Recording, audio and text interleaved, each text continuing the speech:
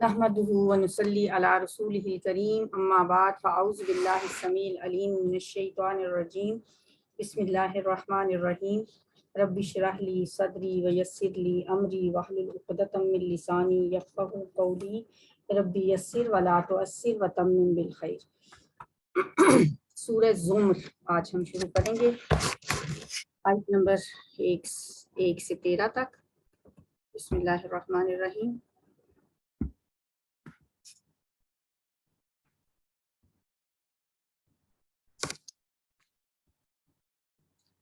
تنزیل الکتاب من اللہ العزیز الحکیم۔ یہ صورت بغیر حروف مقطعات کے شروع ہو رہی ہے۔ باقی ہم دیکھیں گے کہ آگے جو اگلی صورتیں ہیں وہ سب حروف مقطعات سے شروع ہو رہی ہیں، لیکن اس کے شروع میں حروف مقطعات نہیں ہیں۔ اس کے بعد اگلی جو صورتیں ہیں وہ حامیم سے شروع ہو رہی ہیں ساری کی ساری، اور انہیں حوامیم بھی کہا جاتا ہے۔ توحید ان کا مرکزی موضوع ہے، اور یہ جو صورت ہے اس کا موضوع توحید ہے، لیکن توحید عملی۔ زبان سے تو کہہ دیتے ہیں نا ہم لا الہ الا اللہ، عملی طور پہ توحید کس کو کہا جاتا ہے، یہ اس صورت کا بنیادی اور مرکزی مضمون ہے۔ شروع کرتے ہیں صورت۔ بسم اللہ الرحمن الرحیم۔ تنزیل الکتاب، نازل کردہ ہے یہ کتاب، یعنی یہ کتاب نازل کی گئی ہے من اللہ العزیز الحکیم، اللہ کی طرف سے جو بہت زبردست اور حکمت والا ہے، بہت غالب ہے، بہت حکمت والا ہے۔ انا انزلنا، بے شک ہم نے نازل کیا ہے، الیکا آپ کی طرف، الکتاب بالحق کی، اس کتاب کو حق کے ساتھ۔ فاعبد اللہ، تو عبادت کیجیے اللہ کی، مخلص لہ الدین، خالص کرتے ہوئے اس کے لیے عبادت کو، بندگی کو، دین کو خالص کر کے اللہ کی عبادت کریں۔ اب ہم اس آیت کی روشنی میں اگر اپنے آپ کو دیکھیں، اپنی زندگیوں پہ نظر دوڑائیں، تو ہم اللہ کی بندگی تو کرتے ہیں، لیکن مخلص اللہ الدین والا جو عنصر ہے وہ نہیں ہے۔ خالص کرتے ہوئے اس کے لیے، خالص کرنا کیا ہوتا ہے کہ بس پھر اسی کی مانی جائے، پھر اپنے نفس کو نہ پوجا جائے، اپنی رسومات کی عبادت نہ کی جائے، اپنے معاشرے کو فالو نہ کیا جائے، خالصتاً اللہ کی مانی جائے۔ ہم نے تو دین کو اپنی مرضی کے رنگ میں ڈھالا ہوا ہے نا، جو چیزیں ہماری پسند کی ہیں وہ ہم نے اڈاپٹ کر لی ہیں، جو چیزیں ہمیں پسند نہیں ہیں ان کو ہم اس وقت ہم آنکھیں بند کر لیتے ہیں۔ ایک طرح سے طاغوت کی پوجا کر رہے ہیں ہم، نمازیں بھی پڑھتے ہیں، حج بھی کرتے ہیں، عمرے بھی کیے جا رہے ہیں، اور دوسری طرف سودی کاروبار بھی چل رہے ہیں، اور دوسری طرف پھر اپنے نفس کی پوجا ہو رہی ہے۔ عبادت، دولت کے پیچھے آنکھیں بند کر کے ہم نے ایسے دوڑ لگائی ہوئی ہے کہ جیسے سب سے بڑی دیوی تو یہی ہے۔ سب سے زیادہ امپورٹنس آج ہماری زندگی میں کس چیز کی ہے؟ ہر کوئی اپنے آپ سے پوچھ کے دیکھ لے، سٹیٹس، دولت، اچھا گھر، اچھی گاڑی، اچھی تعلیم، بچوں کو ہم کس طرف لے کے جا رہے ہیں؟ صرف یہ 50-60 سال کی زندگی کو بہتر بنانے کے لیے ہماری کتنی کوششیں ہیں، کتنی تگ و دو ہم کرتے ہیں، دن رات لگا دیتے ہیں صرف اسی 50-60 سال کی زندگی کو بہتر بنانے کے لیے۔ اور اپنے آپ سے پوچھ کے دیکھ لیں کس چیز کی پریورٹی ہے میری زندگی میں، کیا چیز میرے لیے سب سے زیادہ اہم کیا ہے؟ جب میں ہاتھ اٹھاتی ہوں تو میرے لیے کیا چیز میں اللہ سے مانگتی ہوں، وہی میرے لیے سب سے اہم ہے۔ وَلِكُلٍّ وِجْهَةٌ ہم نے پڑھا تھا، ہر شخص کا ایک سینٹر آف لائف ہوتا ہے، ایک مقصد حیات ہوتا ہے۔ ہمارا مقصد حیات کیا ہے؟ کیا اللہ کو راضی کرنا؟ کیا اللہ کے ساتھ اپنا ایک بانڈ بنانا، ایک لنک ڈیولپ کرنا، یہ ہمارا مقصد ہے؟ اگر تو یہ مقصد ہے پھر تو ہم پورے کے پورے دین میں داخل ہوں گے. پھر ہم اپنی پسند کا دین چوز نہیں کریں گے، اپنی پسند کی باتیں ہم دین میں سے نہیں نکالیں گے. پھر تو ادخلوا فی السلم کافہ پہ عمل کریں گے. اللہ تعالیٰ نے فرمایا نا سورہ بقرہ میں، یا ایھا الذین آمنوا ادخلوا فی السلم کافہ، اے ایمان والو اسلام میں پورے کے پورے داخل ہو جاؤ. یہ نہیں کہ اپنی پسند کی چیزیں چن لو. بڑی سخت بات اللہ تعالیٰ نے کی تھی، افتؤمنون ببعض الکتاب وتکفرون ببعض، کیا تم بعض چیزوں کو تو مان لیتے ہو اور بعض کا انکار کرتے ہو؟ بے شک یہ بات بنی اسرائیل سے مخاطب ہو کے کہی تھی، لیکن آج ہمارے لیے بھی اللہ کا حکم اور قانون یہی ہے. بلکہ یہ آیت تو ہمیں آئینہ دکھاتی ہے کہ ہم کیا کر رہے ہیں. اللہ کا مطلب فما جزاء من یفعل ذلک منکم، کیا بدلہ ہے پھر اس کا، کیا سزا ہے اس کی جو ایسا کرے گا. الا خزی فی الحیات الدنیا، دنیا کی زندگی میں رسوائی، ویوم القیامت یردون الی اشد العذاب، اور قیامت کے دن پھر سخت عذاب کی طرف لوٹائے جائیں گے. وما اللہ بغافل عما تعملون، اللہ غافل تو نہیں ہے اس سے جو تم کر رہے ہو. اس وقت مسلمان جو 1.5 ارب سے بھی زیادہ ہے دنیا میں، لیکن ان کے پاس عزت نام کی کوئی چیز نہیں. آج رسوا ہیں. میں آج کیوں ذلیل کہ کل تک نہ تھی پسند، گستاخ یہ فرشتہ ہماری جناب میں. آج کیوں ہم اتنے رسوا ہو رہے ہیں؟ اس لیے کہ ہم نے اللہ کے دین کو پیچھے ڈال دیا ہے. تو یہی اس سورت کا مرکزی موضوع ہے، فاعبد اللہ مخلصا لہ الدین. ہم نے اپنے آپ کو اس آئینے میں دیکھنا ہے، میری عبادتیں کیسی ہیں، کیا میں اپنی پسند کی چیزیں ہی اڈاپٹ کرتی ہوں؟ کیا قرآن پڑھنا شروع کیا ہے تو اس میں اپنی میں نے پک اینڈ چوز والا معاملہ رکھا ہوا ہے اس کے ساتھ؟ کچھ چیزیں اس میں سے میں نے پک کر لی ہیں جو جس پہ میں نے عمل کرنا ہے، اور کچھ سے میں نے آنکھیں بند کر لی ہیں. سوال کریں اپنے آپ سے. شادیوں کے موقع پہ ہم کیا کرتے ہیں؟ بھول جاتے ہیں کہ اللہ کا کیا حکم ہے، اللہ نے کیا ہمیں فرمایا ہے. بے حیائی کی کے عروج پہ پہنچ جاتے ہیں. وہی لڑکیاں جو سارا 18-20 سال تک باہر نکلتے ہوئے چادریں لے کے جاتی ہیں، دوپٹے لپیٹ کے، اسکارف حجاب میں اپنے آپ کو لپیٹ کے، گاؤن پہن کے نکلتی ہیں، شادی والے دن ہر چیز بھول جاتی ہیں. غیر محرم مردوں کو کیمرہ پکڑا کے اپنے سامنے کھڑا کر لیتی ہیں، اور وہ پھر اس کی جو اینگل سے تصویریں بناتے ہیں اور پھر جا کے اس کی ایڈیٹنگ کرتے ہیں دوستوں کے ساتھ مل کے، جو پھر اس پہ فکرے کستے ہیں. یہ سب کو پتہ. اور پھر ہر بندے کے ہاتھ میں ایک موبائل ہوتا ہے اس وقت، فیملی کا ہر ممبر اس کی تصویریں کھینچ رہا ہوتا ہے. ہر گھر میں وہ سجی سجائی دلہن پہنچ جاتی ہے، محرم نا محرم ہر بندہ پھر ان کو دیکھتا ہے. کہاں اس وقت ہوتا ہمارا دین؟ ان ساری باتوں پہ غور کرنا چاہیے. اور اگر ہم یہ نہیں کرتے ہیں پھر لوگ کیا کہیں گے، معاشرہ کیا کہے؟ تو ہمارا رب کون ہوا پھر؟ معاشرہ، رسومات، لوگ جن کو خوش کرنے کے لیے ہم یہ سب کرتے ہیں. لوگ تو شاید خوش نہ ہوں لیکن رب کو ناراض کر لیتے ہیں ہم. تو ایک مثال ہے، ہماری زندگیاں بھری پڑی ہیں اس سے. قرآن پڑھنا شروع کیا ہے تو اللہ سے دعا کیا کریں کہ اللہ پورے طریقے سے ہمیں اس کو فالو کرنے کی توفیق بھی عطا فرمائے. الا للہ الدین الخالص، خبردار اللہ کے لیے ہے خالص عبادت. خالص عبادت اللہ کے لیے ہونی چاہیے. یہ نہیں کہ کچھ باتیں تو اللہ کی مان لی، حج کر لیا، روزے رکھ لیے، نمازیں پڑھ لی، زکاتیں بھی دے دی، اور کچھ باتیں طاغوت کی مان لی، اپنے نفس کی مان لی، معاشرے کی مان لی، رسومات کے پیچھے اندھا دھند ہم چل رہے ہیں. یہ خالص عبادت نہیں. والذین اتخذوا من دونہ اولیاء، اور جن لوگوں نے بنا لیے ہیں سوائے اس کے اولیاء، کارساز. اور پھر کہتے کیا ہیں؟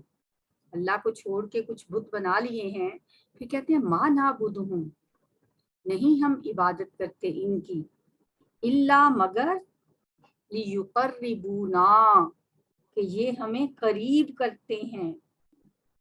ہم تو صرف اس لیے ان کی پوجا کرتے ہیں کہ یہ ہمیں قریب کر دیں. اللہ، اللہ کے، زلفا، بہت قریب. ہم تو اس لیے اصل میں ان کی پوجا کرتے ہیں.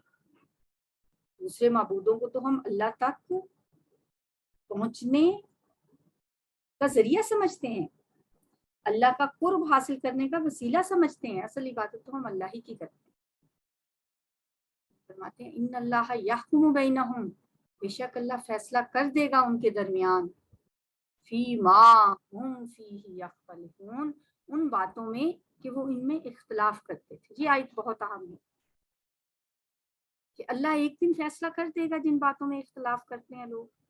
اتنا جھگڑ رہے ہوتے ہیں لوگ یوٹیوب پہ چینل بنا کے، کیوں پڑے ہوئے ہیں ان باتوں کے پیچھے، کیوں ان بحثوں میں پڑے ہوئے ہیں، جب اللہ تعالیٰ نے فرما دیا ہے کہ اللہ فیصلہ کر دے گا. ان اللہ یحکم بینہم فی ما ہم فیہ یختلفون. جن باتوں میں اختلاف ہے بس ان کو ڈھک کے رکھ دیں، ان کو چھوڑ دیں اللہ پہ. قیامت کے دن فیصلہ ہو جائے گا. اپنا ایک دفعہ اپنا ویو پوائنٹ بتائیں اور بس،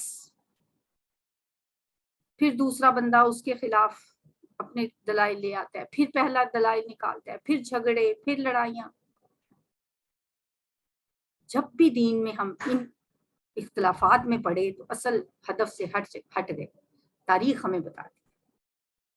اس لیے ہمیں یہ ذہن میں رکھنا چاہیے کہ ان اللہ یحکم بینہم فیما ہم فیہ یختلفون.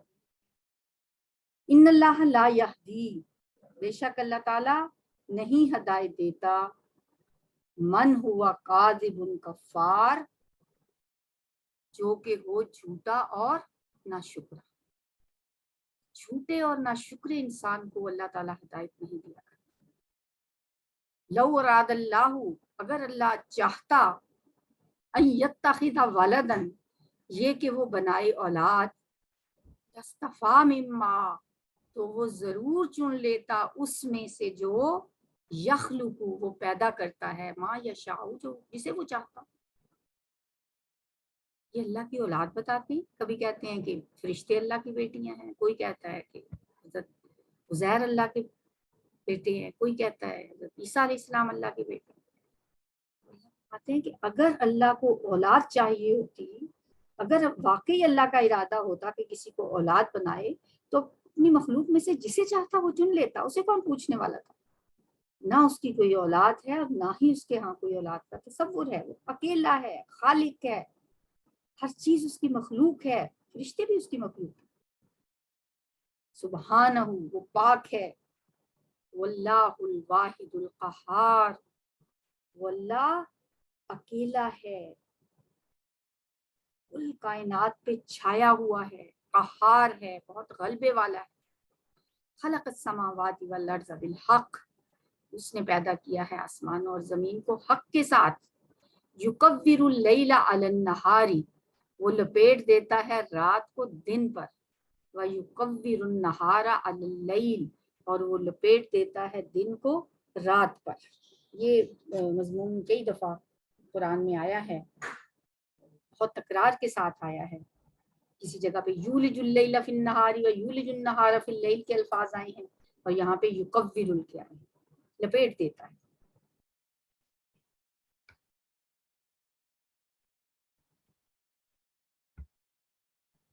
وسخر الشمس والقمر، اور اس نے مسخر کیا ہے سورج اور چاند کو. کل یجری، ہر ایک چل رہا ہے، لأجل مسمى، ایک مقرر مدت کے لیے. الا، خبردار ہو جاؤ، هو العزیز الغفار، وہی ہے بہت زبردست اور بہت بخشنے والا. خلقکم، اس نے پیدا کیا تمہیں، من نفس واحدۃ، ایک جان سے. ثم جعل منها زوجہا، پھر اس نے بنایا اس سے زوجہا، اس کا جوڑا. ہا کی ضمیر نفس کے لیے، نفس واحدہ. حضرت آدم علیہ السلام کو پیدا کیا، پھر اسی نفس واحدہ سے اس نے اس کا جوڑا بنایا. وَأَنزَلَ لَكُم مِّنَ الْأَنْعَامِ، اور اس نے نازل کیے تمہارے لیے، اتار دیے تمہارے لیے من الانعامی مویشیوں میں سے، ثمانیت ازواج 8 جوڑے، یعنی نر اور مادہ۔ مویشیوں کے 8 جوڑوں کے بارے میں ہم نے پڑھا سورہ انعام میں تفصیل کے ساتھ، ان میں اونٹ اور گائے اور بھیڑ اور بکری، ان سب کے نر اور مادہ اللہ تعالیٰ نے تمہارے لیے پیدا کیے۔ یخلقکم فی بطون امہاتکم، وہی پیدا کرتا ہے تمہیں فی بطون، بطن ان کی جمع پیٹ، امہاتکم تمہاری ماؤں کے پیٹ میں، تمہیں بھی وہ تخلیق کرتا ہے، جس نے وہ جو پائے بنائے ہیں وہ تمہیں تمہاری ماؤں کے پیٹوں میں پیدا کرتا ہے۔ خلقم من بعد خلق، ایک پیدائش کے بعد دوسری پیدائش میں، ایک خلق کے بعد دوسری خلق میں پیدا کرتا ہے۔ خلقم من بعد خلق سے تخلیق کے جو مختلف سٹیجز ہیں نا، مختلف مراحل ہیں، وہ مراد ہیں۔ قرآن میں کئی مقامات پر یہ الفاظ آئے ہیں، نطفت، علقہ، مضغہ، پھر مضغہ تب کے بعد مخلقہ وغیرہ مخلقہ اور خلقاً آخر، یہ سب اللہ تعالیٰ نے بہت تفصیل سے بتایا ہے قرآن پاک میں کہ کس طرح اس نے انسان کو ایک بناوٹ کے بعد دوسری میں منتقل کرتا ہے۔ فی ظلمات ثلاث، 3 اندھیروں میں پیدا کرتا ہے، یعنی یہ تخلیق کا عمل جو ہے وہ 3 اندھیروں کے اندر ہوتا ہے۔ یہ وہ جو بات ہے، یہ آج تو سب جانتے ہیں، جب الٹرا ساؤنڈ ہوتا ہے کسی بھی مدر کا تو بچے کے جو مقام ہے وہ واقعی 3 پردوں کے اندر ہے۔ پہلا ایک لیئر ہے ماں کے پیٹ کی باہر کی جو سکن ہے، پھر دوسری جو اس کا یوٹرس ہے، پھر تیسری وہ ایک اور واٹر بیگ ہے جس کے اندر وہ ہوتا ہے بچہ۔ تو یہ 3 لیئرز 1500 سال پہلے کس نے دیکھی؟ قرآن کی سچائی کی بے شمار آیات ہیں اگر کوئی اس کو ماننا چاہے۔ جس نے یہ تخلیق کا عمل کیا، ذالکم اللہ، یہی ہے تمہارا رب، یہی ہے اللہ، ربکم تمہارا رب، لہ الملک، اسی کے لیے بادشاہت ہے، لا الہ الا ہو، اس کے سوا کوئی معبود نہیں۔ وَأَنَّا تُصْرَفُونَ، تو پھر تم لوگ کہاں پھرائے جا رہے ہو، کہاں پھیرے جا رہے ہو تم، کیوں سمجھ نہیں آتی تمہیں؟ ان تکفروا، اگر تم کفر کرتے ہو، فَإِنَّ اللَّهَ غَنِيٌّ عَنْكُمْ، تو یقیناً اللہ تم سے بے نیاز ہے، اسے کوئی پرواہ نہیں، جو مانتا ہے مانے، جو نہیں مانتا نہ مانے، وہ غنی ہے، اسے تمہاری کوئی ضرورت نہیں، تمہاری طرف سے انکار یا تمہارا کفر اس کی سلطنت میں کوئی کمی واقع نہیں کر سکتا۔ وَلَا يَرْضَىٰ لِعِبَادِهِ الْكُفْرَ، اور نہیں وہ پسند کرتا لِعِبَادِهِ الْكُفْرَ، اپنے بندوں کے لیے ناشکری کو۔ ہاں یہ بات ہے کہ اس نے انسان کو اختیار تو دیا ہوا ہے، اما شاکرا و اما کفورا، مرضی ہے شکر گزار بنو یا نہ شکرے بنو، جو چاہو بنو، یہ تمہارا اپنا فیصلہ ہے۔ من شاء فلیؤمن ومن شاء فمن شاء فلیؤمن ومن شاء فلیکفر، جو چاہے وہ مان لے، جو چاہے وہ کفر کرے، یہ اللہ نے تمہیں اختیار دیا ہوا ہے، لیکن یہ یاد رکھو کہ اسے اپنے بندوں کی طرف سے یہ کفر والا رویہ بالکل پسند نہیں۔ ولا یرضیٰ لعبادہ الکفر، وہ اپنے بندوں کے لیے ناشکری کو پسند نہیں کرتا۔ وَإِن تشکروا، اور اگر تم شکر کرو، یرضہ لکم، تو وہ اسے تمہارے لیے پسند کرتا ہے، یہ چیز اسے راضی کرتی ہے، یہ چیز اسے پسند آتی ہے۔ تم اللہ کو راضی کرنا چاہتے ہو تو کیا کرو؟ شکر ادا کرو، اس کی حمد کرو، اس کی ثنا کرو، اس کی بندگی کرو، عبادت کرو، اس سے محبت کرو اور اس کے دیے پہ راضی ہو جاؤ، یہ طرز عمل اسے پسند آتا ہے، تب وہ راضی۔ تو کہتے ہیں یا اللہ تم مجھ سے راضی ہو جانا، اس نے بتا دیا کہ مجھ سے راضی، میں کس سے راضی ہوتا ہوں، وَإِن تشکروا، ہر حال میں اس کا شکر۔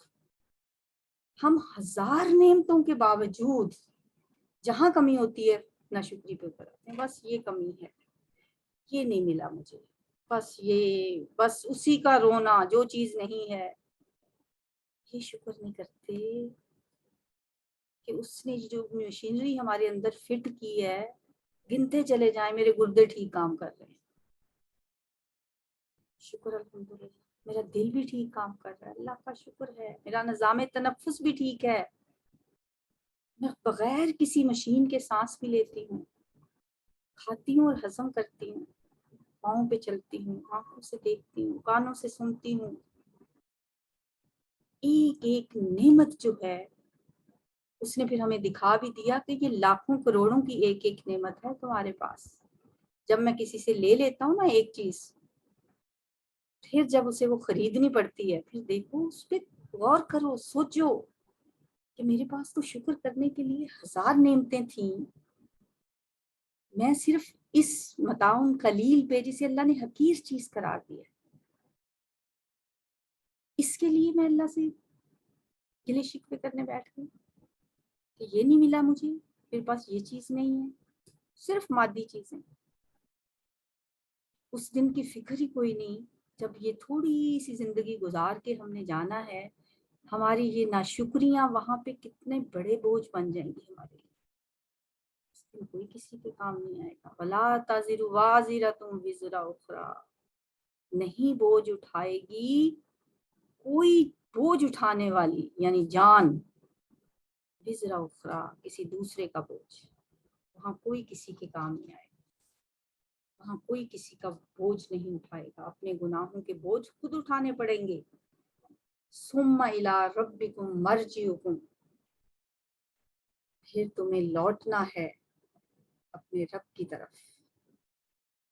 फयुनब्बिउकुम, वो तुम्हें बताएगा, बिमा कुंतुम तामलून, जो तुम किया करते थे, सब बता देगा तुम्हें जो कुछ तुम दुनिया में करते रहे।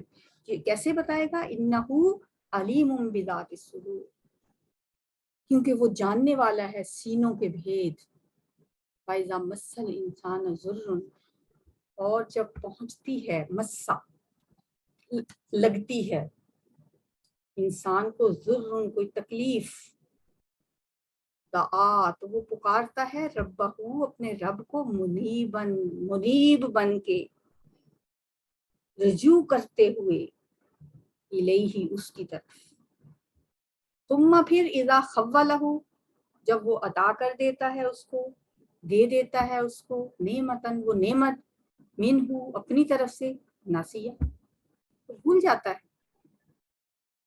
माँ काना यदू, जो वो पुकारता था, इलैही, उसकी तरफ, मिन कब्ल, इससे पहले, फिर भूल ही जाता है कि कौन सा रब, इसकी इबादत। तकलीफ में जिस तरह अल्लाह याद आता है ना, इसलिए शायद अल्लाह ताला अपने बंदे को अपने करीब करने के लिए फिर उसे झटके लगाते हैं, फिर उसे झंझोड़ता है, किधर जा रहे हो, फिर याद आता है अल्लाह। खबला के लफ्जी मानी होते हैं लपेटने के, खौल भी इसी से बनता है ना, याद रखना ना इस लफ्ज को, खव्वाला हो तो खौल को याद रखें, लपेटना इसका मतलब होता है।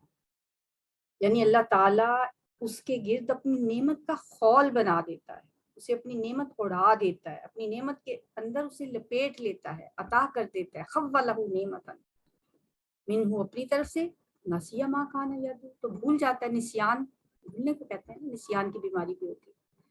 मा कान यदू, जो वो पुकारता था, इलैही, उसकी तरफ, मिन कब्ल, इससे पहले।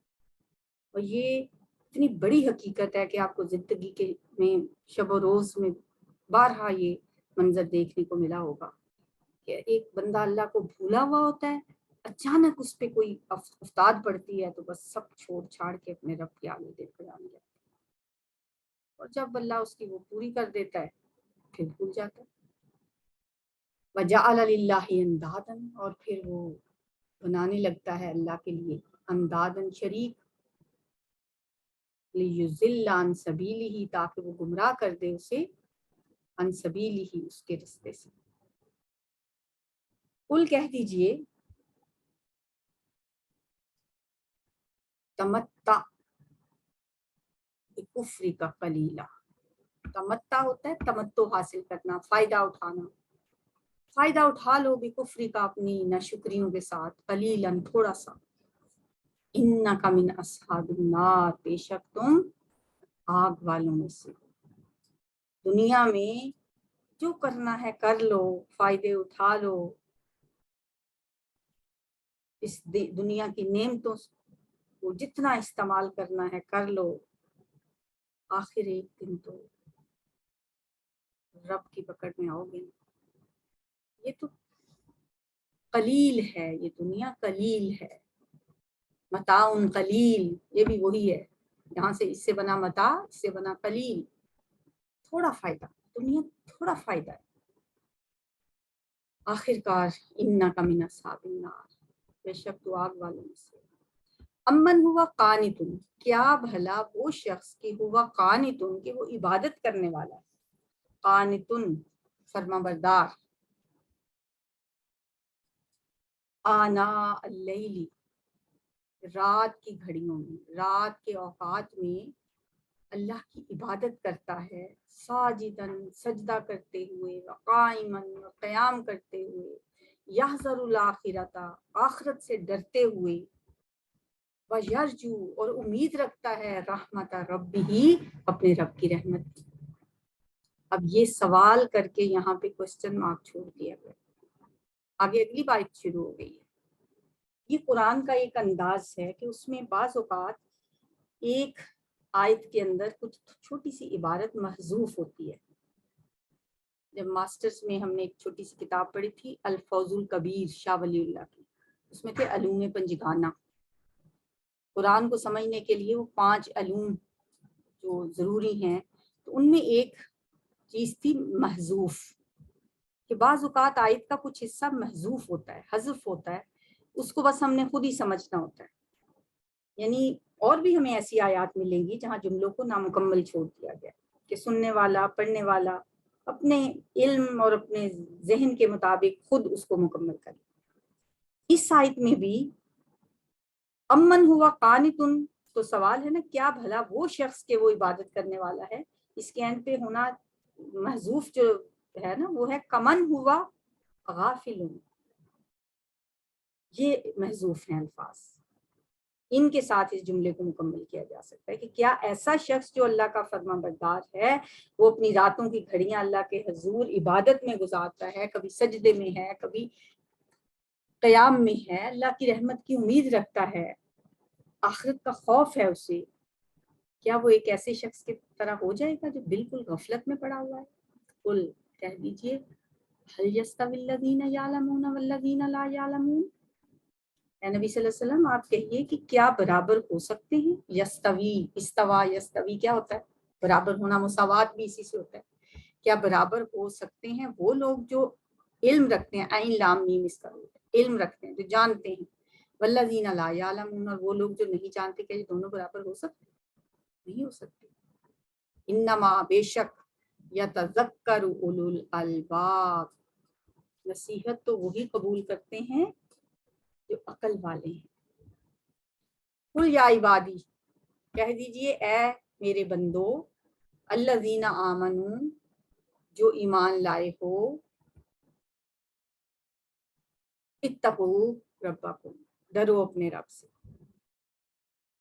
یعنی تم لوگ اللہ پر ایمان لے آئے ہو تو اب تمہیں ہر وقت اللہ کی رضا کی فکر ہونی چاہیے، ہر وقت اس سے ڈرنا چاہیے، اللہ کے احکامات پہ عمل کرنا چاہیے، جس سے وہ منع کرے اس سے رک جانا چاہیے۔ یہاں نبی صلی اللہ علیہ وسلم کی وساطت سے مخاطب کیا گیا ہے، اور پہلے بھی میں نے آپ کو بتایا تھا کہ مکی صورتوں میں یا ایھا الذین آمنوا کے الفاظ نہیں ہیں، بلکہ نبی صلی اللہ علیہ وسلم کی وساطت سے مخاطب کیا جاتا ہے۔ نبی صلی اللہ علیہ وسلم آپ ان سے کہیے، آپ میری طرف سے میرے اہل ایمان بندوں کو یہ پیغام پہنچا دیں۔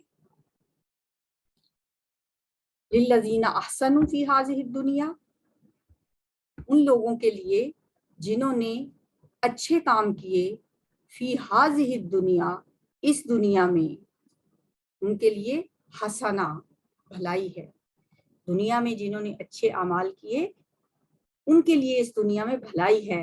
وارض اللہ واسعہ، اور اللہ کی زمین بڑی وسیع ہے۔ یوفا، کا اصول بھی یہاں بتا دیا گیا کہ پورا پورا اجر تو اللہ دے گا ہی. انما یوفی الصابرون، بے شک اللہ پورا پورا دے گا الصابرون، صبر کرنے والوں کو، اجرہم، ان کا اجر، بغیر حساب، اور بغیر حساب کے بھی دے گا.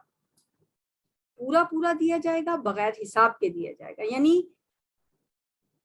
پورے کے پورا دینے کا تو ہے ہی، اس میں اللہ تعالیٰ کسی کے ساتھ ظلم نہیں کرے گا، لیکن اس کے بعد اس کا مزید فضل بھی ہوگا. اللہ کے فضل کے معاملے میں حساب کا کوئی سوال ہی نہیں ہے، بغیر حساب. وَأَرْضُ اللَّهِ واسعہ میں ہجرت کی طرف اشارہ ہے. مکہ میں رہتے ہوئے اگر توحید پہ چلنا مشکل ہو رہا ہے تو ہجرت کر جاؤ، اس کا بہت اجر ہے، صبر کا بہت اجر ہے، بغیر حساب دے گا اللہ تمہیں اس کا صلہ. قل کہہ دیجئے انی امرت، بے شک مجھے حکم دیا گیا ہے، ان اعبد اللہ مخلصا لہ الدین، کہ میں عبادت کروں اللہ کی خالص کرتے ہوئے اس کے لیے. یہ وہی والی بات جو ہم نے اس سے پہلے آیت نمبر 2 میں پڑھی، جو اس سورت کا مرکزی مضمون ہے. عبادت کی اصل حقیقت کو ہمیں سمجھ لینا چاہیے. اس کے 2 حصے ہوتے ہیں. ایک اس کا ظاہری حصہ ہے، ہم نماز پڑھتے ہیں، رکوع کرتے ہیں، سجدہ کرتے ہیں، حج کرتے ہیں، یہ سب ظاہری عبادت ہے. لیکن ایک چیز ہے جو اس کی روح ہے. روح کیا ہے؟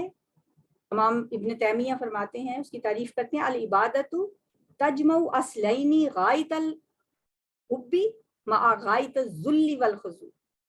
اللہ کی عبادت 2 چیزوں کے مجموعے کا نام ہے، اس کے ساتھ غایت درجے کی محبت اور اس کے سامنے غایت درجے کی عاجزی، تذلل. یوں کہہ سکتے ہیں کہ اللہ کی عبادت کا مطلب ہے کہ انسان حد درجے کی محبت کے ساتھ خود کو اللہ کے سامنے بچھا دے، سرنڈر کر لے، اپنے آپ کو اس کے سامنے جھکا دے، اس کا فرما بردار بن جائے. کلی اطاعت جو ہے اللہ کی، وہ ہے اصل عبادت. وَأُمِرْتُ، اور مجھے حکم دیا گیا ہے، لِأَنْ أَكُونَ، کہ میں ہو جاؤں، اول المسلمین، فرما برداروں میں سے سب سے اول. ایسا ممکن نہیں ہے کہ میں تم لوگوں کو تو اللہ کی فرما برداری کی دعوت دوں اور خود مجھے اس کی پرواہ نہ ہو. سب سے پہلے مجھے حکم ہوا ہے کہ میں سب سے پہلا فرما بردار خود بنوں.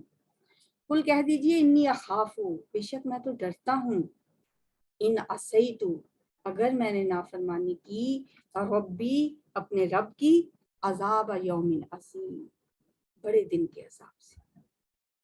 مجھے تو خود یہ خوف رہتا ہے، کیونکہ مجھے پتہ ہے میرے لیے کوئی استثناء نہیں. میں خود پہلے اللہ کا بندہ بنوں اور مکمل طور پہ میں اس کی اطاعت کروں، اور اگر کبھی بالفرض میں اپنے رب کی نافرمانی کروں تو مجھے بھی اللہ کے عذاب کا خدشہ ہے، اندیشہ ہے، ڈر ہے. دراصل یہ انداز جو ہے یہ مخالفین کو معاملے کی سنجیدگی کا احساس دلانے کے لیے اختیار کیا گیا، ورنہ حضور صلی اللہ علیہ وسلم کے لیے اس کا کوئی امکان نہیں تھا کہ آپ اللہ تعالیٰ کی نافرمانی کریں گے. بتایا یہ جا رہا ہے کہ استثناء کسی کو حاصل نہیں ہے یہاں پہ. اگر میں بھی اپنے رب کی نافرمانی کروں گا تو مجھے بھی یوم عظیم کے عذاب کا بہت خوف ہے، مجھے بھی ڈر ہے. اللہ تعالیٰ سے دعا ہے کہ اللہ تعالیٰ ہمیں اپنے کلام کو سمجھنے، اس کی آیات پہ غور و فکر کرنے، تدبر و تفکر کرنے کی توفیق عطا فرمائے، اور ہمیں یہ توفیق عطا فرمائے کہ یہ دل، یہ قرآن ہمارے لیے فرسٹ پریورٹی بن جائے، سب سے پہلے. اس کو ہم فارغ وقت کا مشغلہ نہ سمجھیں کہ جب فارغ ہوں اس وقت لے کے بیٹھ میں. یہ پہلی پریورٹی ہونی چاہیے. یا رب لک الحمد کما ینبغی لجلال وجہک وعظیم سلطانک، اللہم صلی علی محمد وعلی آل محمد. ربنا آتنا فی الدنیا حسنہ وفی الآخرۃ حسنہ وقنا عذاب النار. ربنا لا تزغ قلوبنا بعد إذ هديتنا وهب لنا من لدنك رحمة إنك أنت الوهاب. ربنا هب لنا من ازواجنا وذرياتنا قرة اعین واجعلنا للمتقین اماما سبحانك اللهم وبحمدك نشهد ان لا اله الا انت نستغفرك ونتوب الیک. السلام علیکم.